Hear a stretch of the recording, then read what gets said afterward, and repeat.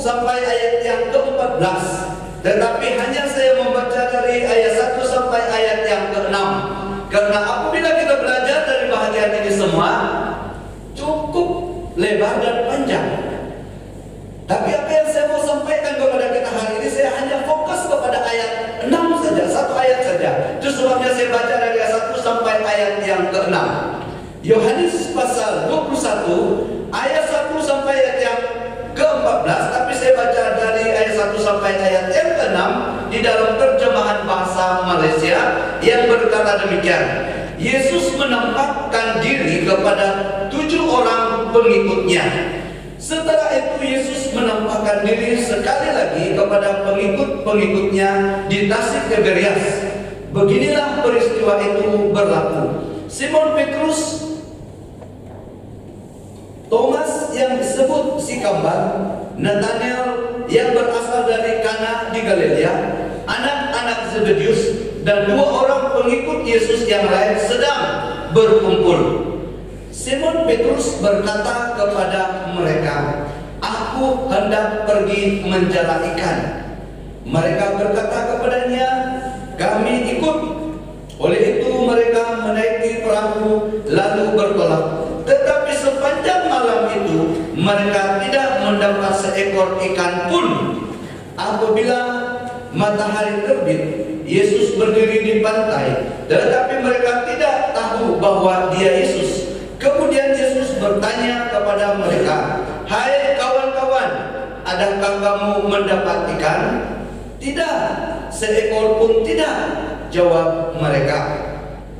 Yesus berkata kepada mereka, "Labuhkanlah jala ke sebelah kanan perahu, lalu kamu akan mendapat ikan." Mereka melabuhkan jala, tetapi mereka tidak terdaya menariknya kembali karena terlalu banyak ikan yang tertangkap. Dan kamu boleh terus baca bahagian itu. Bapak Ibu yang dikasihi Tuhan Yesus, setelah Yesus bangkit daripada kematian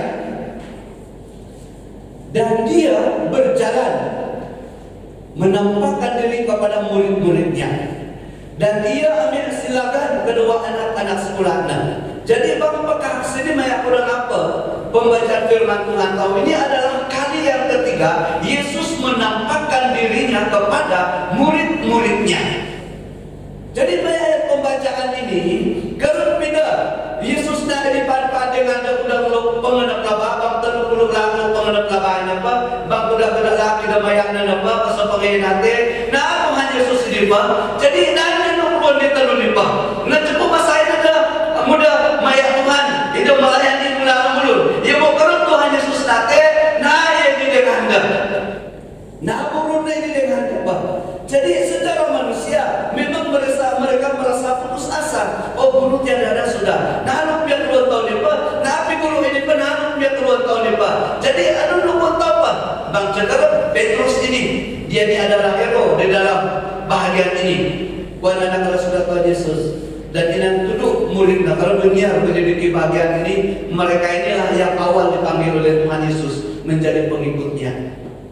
Jadi terus Petrus pembalakan kawan-kawan adalah nalar pun di bawah.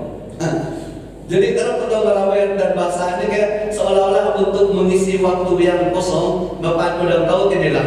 Kalau kita melatih, kalau melatih nalar pun tahu pakai. Nalar pun menduit lah, mengerabah. Kemudian ni. Jadi ini kerja dalam suatu dosa sebelum dia jadi pengikut Kristus. Kebelah Petrus, dia tahu mengerabah tu lah. Boleh ditelus cerita dalam 6 burur. Mereka telah berdapat tahu kan? Kalau berada pemungkin dia putus merawat kita mengarabat kena. Dia badak terawih apa setuju dia tahu kan udah pun dia tahu lah mempat-pat. Ida dalam pat-pat mende danau Tiberias. Kalau dia bercimbang danau ini, ida semua talun, ida bertolak. Dan setelah mereka bertolak dan mencari ikan sepanjang malam, 1 ekor pun mereka tidak dapat. Bayangkan. Jadi kalau bejo ini bercampur, waktu matahari terbit, Tuhan Yesus berdiri di pantai dan Dia berkata kepada mereka, "Hai kawan-kawan," mungkin dia menonton telepon, "Dok pekaklah,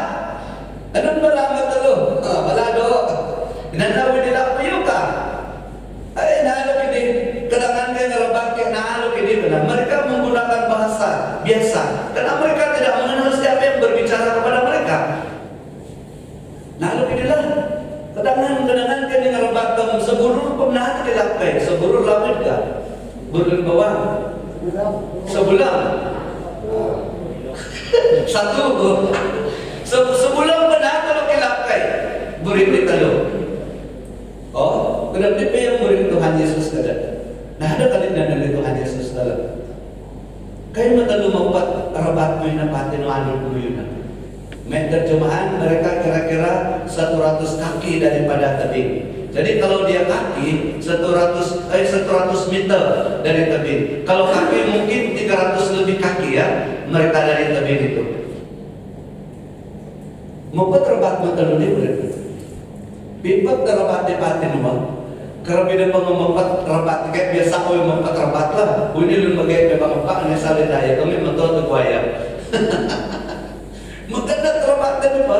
Idang tinata makinanta. Baru dah memberi syarat kepada kawan-kawan yang lain kami. Tolong kami banyak ikan mereka. Ganito lo. Jadi pa idan nolong mereka. Iya mo. Inan sebulan murid lu munang dengan Tuhan Yesus. Jadi yang kali Gede Petrus, gede Yohanes. Yohanes adalah murid yang terdekat dengan Tuhan Yesus. Dan murid yang paling cerdas adalah Petrus. Kadang-kadang nanti Tuhan Yesus pengen pembalah ada ini yang murid mengelupak balai dengan Tuhan Yesus. Ya apa ya? Terus Tuhan Yesus pembalah ada kayak kalau dia belum murid, oh guru berenang. Wundit talong along ke bobor ng buwit na along na muna kulit na. Biarun mati buruk ka na. Totoo ya ka? Karena Tuhan Yesus namakaman berida. Ay, ikaw ni dengan Yesus. Nakakali-kali na salam mulung ini.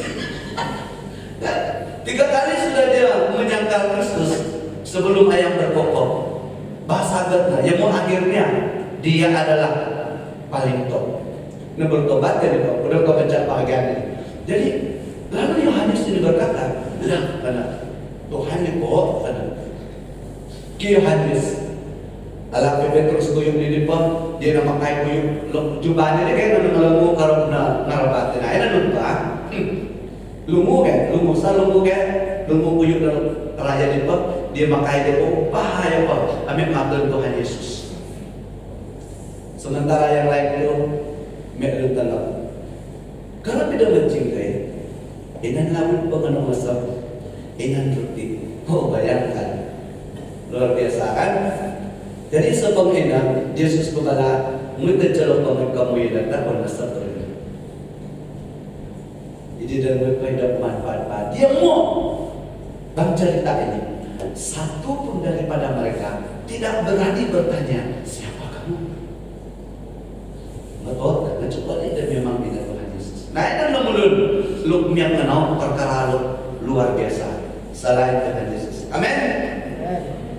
Ini peristiwa sungguh luar biasa. Kalau gue baca ini kayak tadi berikut berat bersama dari sini kita sini kan. Jadi ini lo potongnya tentang cerita ini dan kita mulai lihat seterusnya. Setelah mereka makan baru Tuhan Yesus mulai berbicara kepada murid-muridnya. Itu yang udah kaya asal pinanong atau puasnya kan. Betul lu. Nah, atau nak apa kayak ini apa? Lah, dia kok sudah dia. Ngecip apa nabut na balako. Dalam sebulan taman kay mon. Karon go balas ng sedang.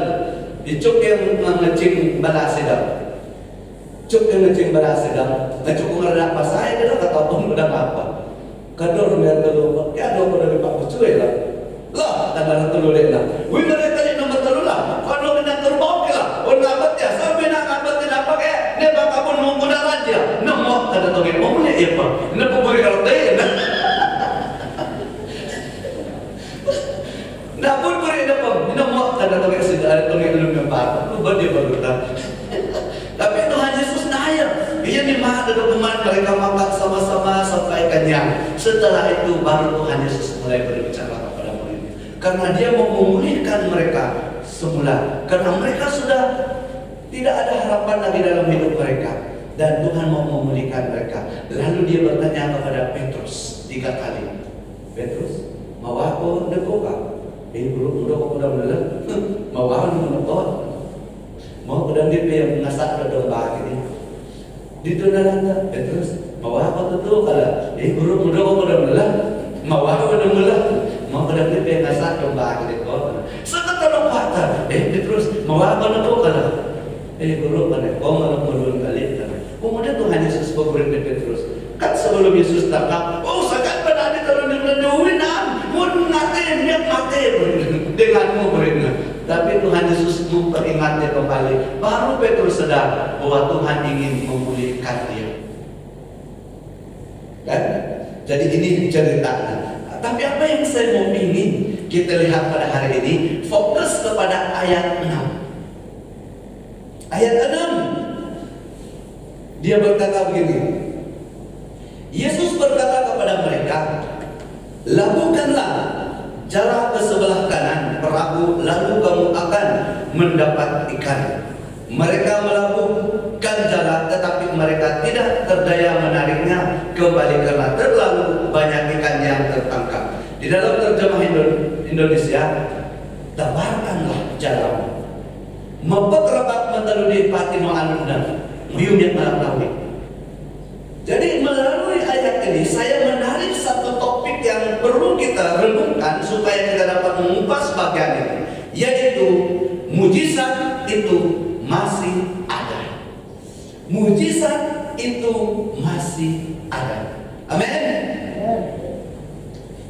Bagi saya punya pemikiran seperti ini. Mujizat itu yang paling senang kita lihat adalah di penginjilan. Siapa setuju dengan saya? Katakan. Mujizat itu paling ternyata adalah di tempat penginjilan. Tanduk di kayak bala kada bang penginjilan. Ini dia setuju denganku. Ini terawihku. Pasti kita setuju semua, kan? Apakah pikiran saya itu betul?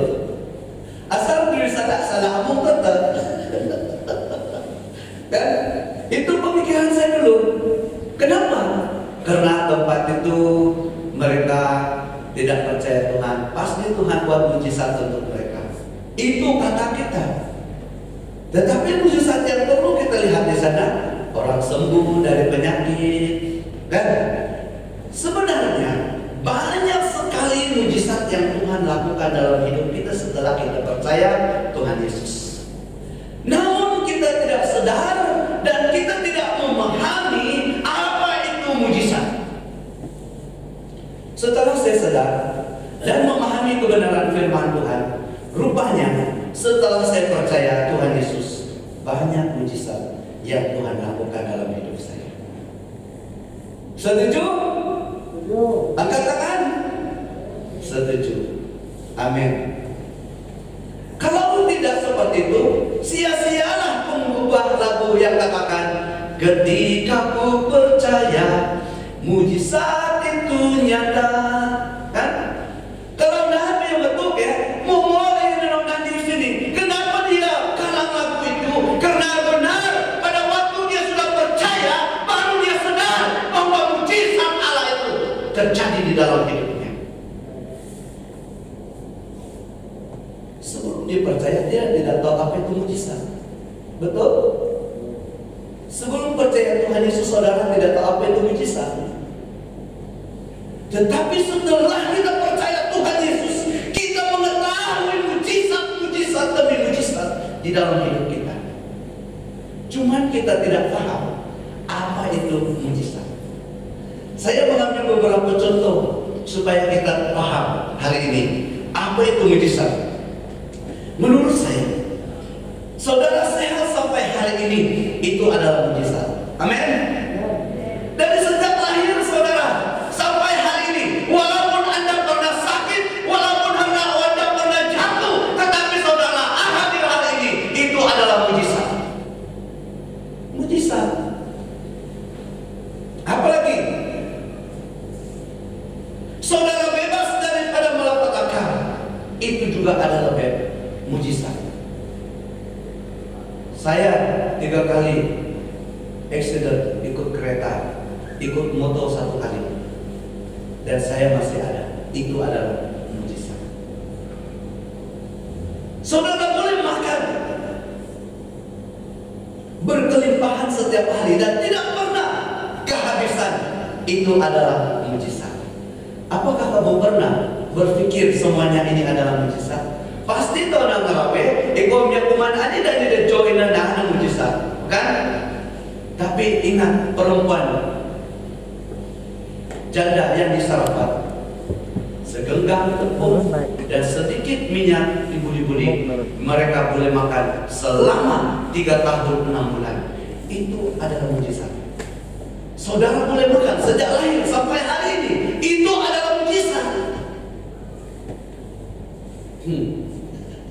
Ali-ali tahu kan? Ngacukur labaknya dah atau ngerawe nu mujizat belum? Ngerawe tahu ai bola padai pun mula rigit pun melibaran. Tapi itu mujizat yang Tuhan berikan kepada kita, yang sudah saudara rasakan dalam hidupmu. Apalagi saudara mengalami kesulitan hidup, tiba-tiba suatu saat saudara terlepas daripada masalah Anda, itu juga mujizat. Kan? Mujizat lo rasa kamu belum menunggu semakin metua melayani Tuhan. Saya sembuh daripada penyakit saya. Saya sakit buah pinggang selama 8 tahun. 8 tahun saya menderita sakit buah pinggang. Tuhan menyembuhkan saya secara total. Itu mujizat. Tetapi mujizat yang satu ini, yang saya alami ini adalah itulah yang kita pikir mujizat. Betul? Lemulunnya sembuh. Wow, mujizat. Tuhan memperbuat ketawanya dan dia jorok pun kecil begini. Nah, atau malah haleluya. Itu mujizat. Itu biasa saja. Sebenarnya mujizat. Banyak lagi mujizat yang Tuhan lakukan dalam hidup kita. Oleh karena itu Bapak Ibu yang dikasihi Tuhan Yesus Kristus, kalau mujizat itu masih ada, apa yang harus kita lakukan supaya kita dapat kepadamu? Mungkin dia katakan, hai cukuplah hidupmu ikut dunia, sekarang bertobatlah. Dengarlah dia berbicara kepadamu. Karena melalui firman Tuhan dia berbicara kepada kita. Dan kamu harus mendengar dan memahami. Yang kedua, bukan hanya setakat mendengar, tetapi kita harus mempercayai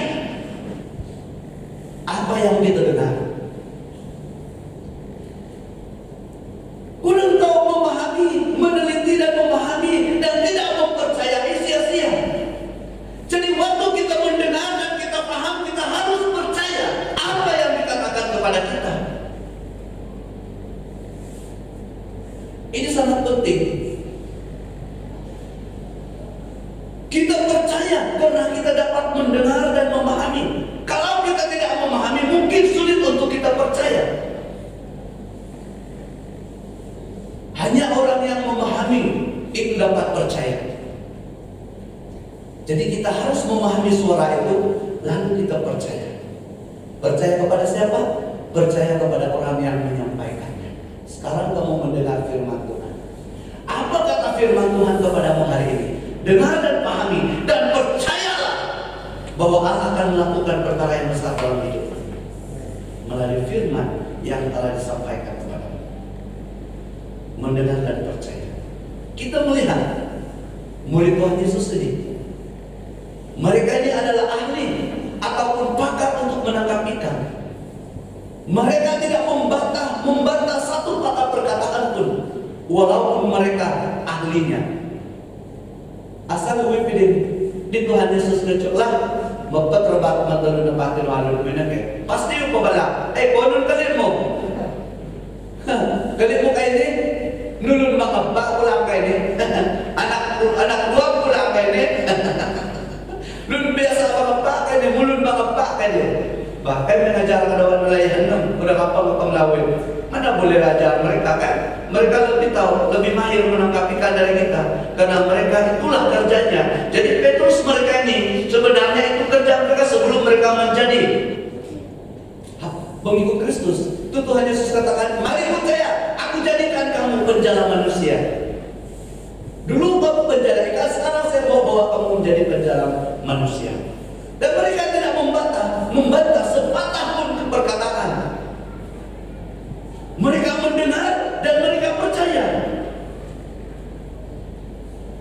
Dan yang ketiga adalah mentaati. Mereka mendengar dan mereka percaya, lalu mereka mentaatinya. Bukan saja untuk mendengar dan kita memahami dan kita percaya, kalau kita tidak mentaati apa yang diperintahkan, sia-sia juga.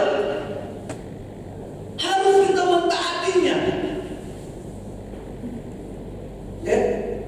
Mereka mentaati, mereka tidak membantah apa yang dikatakan Tuhan Yesus, karena Dia yang menyuruh. Oke, tamatkan jalan kita, lakukan jalan kita, membuat berabatin dulu. Pipat kita rabatan untuk terjadi. Nah, mungkin terabatan memang alur depan, sehingga ada warna berpenolong nada.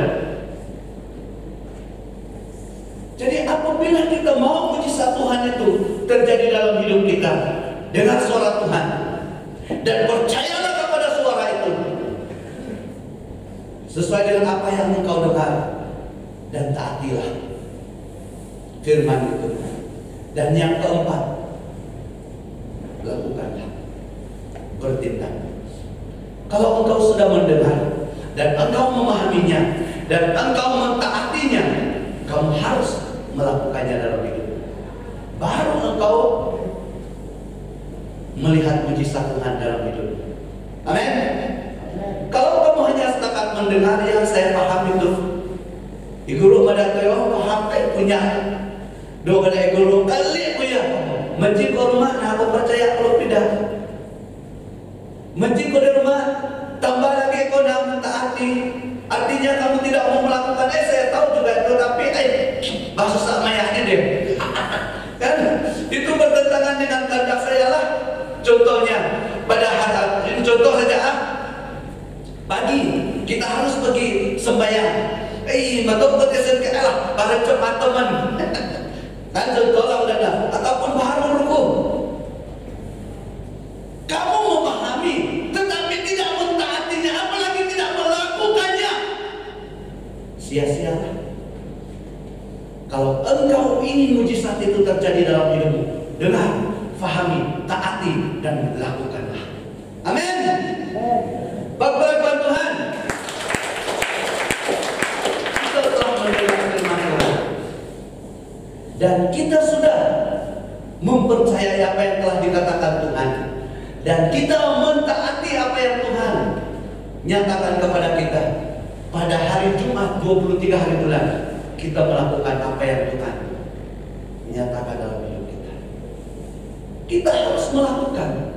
Bapak Ibu, nah malah mikan mujizat bangun bang arang tolun menuni salah tarawih aku sinemon kerdip perlu kita matis dipi. Makanya sijil teologi lagi masalah beriko gaya pakai orang balala susah banget kami bang Injil ini mudah ya bahalagan mujizat dekor. Sebetulnya mujizat itu lebih banyak setelah saya percaya Tuhan Yesus Kristus. Kalau engkau ingin melihat mujizat Tuhan, dengar suara Tuhan dalam hatimu hari ini, percayalah dengan apa yang dikatakan firman Tuhan kepadamu, dan taatilah firman itu, lakukanlah. Kamu pasti akan melihat mujizat Tuhan. Semua kita percaya itu adalah sangat penting. Kerap kalau sebayang pada menurut men di depan balang, iko berdoa mencukur nanti umum oleh Tuhan Yesus kan. Jadi udah kau nak menu, udah apa kamu yang melakukan? Harus kau menuhi Tuhan. Sekarang ini banyak orang yang perlu mengalami mujizat dalam hidup mereka. Mungkin secara fisik mereka sehat, tetapi secara rohani mereka sakit. Perlu memerlukan mujizat Tuhan. Dengar firman Tuhan hari ini, percayalah kepada firman itu, dan taatilah firman itu, dan lakukan firman itu dalam hidup. Engkau akan melihat mujizat Tuhan. Itu yang kita inginkan. Tuhan lakukan di dalam hidup kita secara pribadi, di dalam keluarga kita, di dalam jemaat kita. Jadi anu Tuhan kebalakuan sedang tahu, ningar nang dodo, pahamilah apa yang dia katakan. dan percayalah dan taatilah apa yang Dia minta pada kita dan lakukanlah. Mentaati itu adalah sangat penting. Itu adalah disiplin. Mentaati, taat kepada Tuhan. Apapun yang Tuhan perintahkan, sesulit apapun juga, kalau kita benar-benar mentaati Dia, kita boleh melakukannya. Saya pernah bangun tengah malam. Mungkin istri saya sedang perkara itu. Waktu saya mendengar Tuhan berbicara kepada saya, walaupun itu saat saya tidur nyenyak, kalau saya terbangun, saya pasti bangun dan terus berdoa. Itu artinya mentaati. Kita harus mendisiplinkan diri kita, karena roh itu ada di dalam hidup kita. Jangan pikir roh itu jauh. Roh itu ada di dalam hidup kita. Di dalam 1 Korintus pasal 3 sudah katakan bahwa tubuh kita itu adalah bait roh Allah. Tidak tahukah kamu bahwa tubuhmu itu adalah bait roh Allah? Berarti roh Allah itu sentiasa ada di dalam hatimu. Apabila Dia berbicara kepadamu, dengarlah apa yang Dia katakan. Dan apabila engkau percaya apa yang dikatakannya kepadamu, taatilah suara itu. Jangan menunda waktu. Keselesaian waktu bagaimana Dia datang berkata Tuhan menyatakan sesuatu dalam hidup saya, sangat terbukti jika kita benar-benar percaya kepada Tuhan. Mujizat itu masih ada. Hanya kita tinggal untuk melakukan 4 perkara yang saya katakan tadi: mendengar dan percaya pada Tuhan, dan mentaati apa yang telah difirmankan kepada kita, dan lakukan. Saudara akan melihat mujizat Tuhan. Mari kita berdoa. Dan puji nama Tuhan Yesus. Firman-Mu sudah kami sampaikan. Walaupun hamba-Mu sudah berhenti untuk berkata-kata, tapi kami percaya Roh Allah terus berbicara kepada kami. Tuhan, tolong kami anak-anak-Mu. Pimpin kami ya Tuhan, supaya kami dapat mendengar Engkau berbicara kepada kami, supaya kami mempercayai apa yang kami dengar, yang walaupun kami tidak melihat dengan mata kami, tapi karena mendengar. Tuhan, kami berdoa, berikan kami taat untuk melakukan segala kehendak-Mu, supaya Tuhan dimuliakan dan kami dapat melihat mujizat Allah apabila kami bertindak sesuai dengan kehendak-Mu. Berkati umat-Mu, bahwa kami kembali dari tempat ini dengan penuh sukacita, damai sejahtera Allah memimpin dan melimpahi dalam hidup kami. Haleluya. Dalam nama Yesus kami berdoa. Amin.